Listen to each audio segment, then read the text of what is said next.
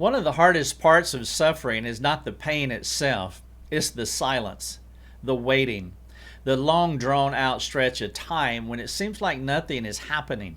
You've prayed, you've cried, you've read the word, you've tried to trust, and still the needle doesn't seem to move at all.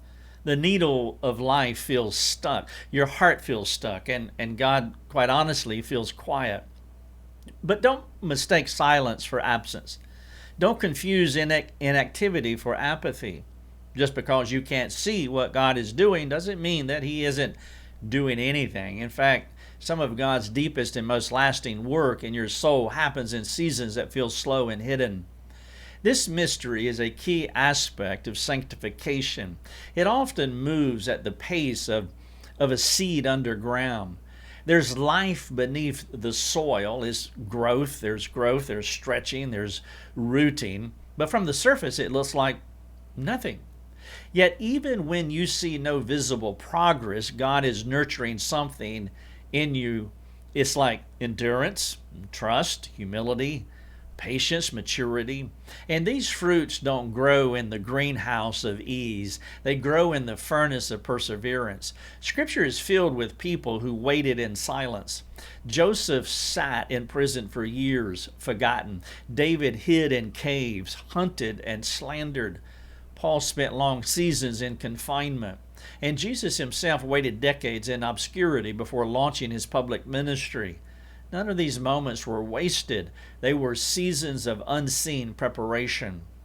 Isaiah 64:4 says, "No eye has seen a God besides you, who acts for those who wait for Him." Did you catch that? He acts for those who wait. Waiting is not passive. It is a posture of faith. It is your heart saying, even if I don't see movement, I know God is moving. But waiting is hard. It exposes your desire for control. It tests the sincerity of your faith. It surfaces the question, do I want God or just what He can give me? It invites you to trust Him with no guarantees except His character.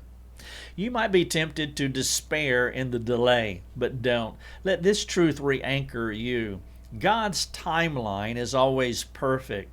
He's never late. He's never distracted.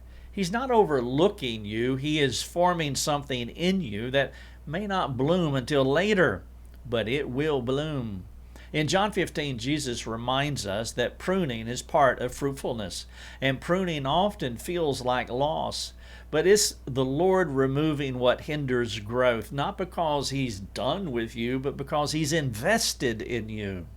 He sees what's ahead, and He's preparing you for it, even when you feel forgotten. So hold fast, stay faithful, keep praying, even when the heavens feel like brass. Keep obeying, even when it feels small.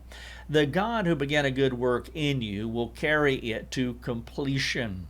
You may not feel different yet, but you are being changed. Here is a reflection for you to think about. How are you responding in the silence of waiting? And what might God be forming in you during this unseen season?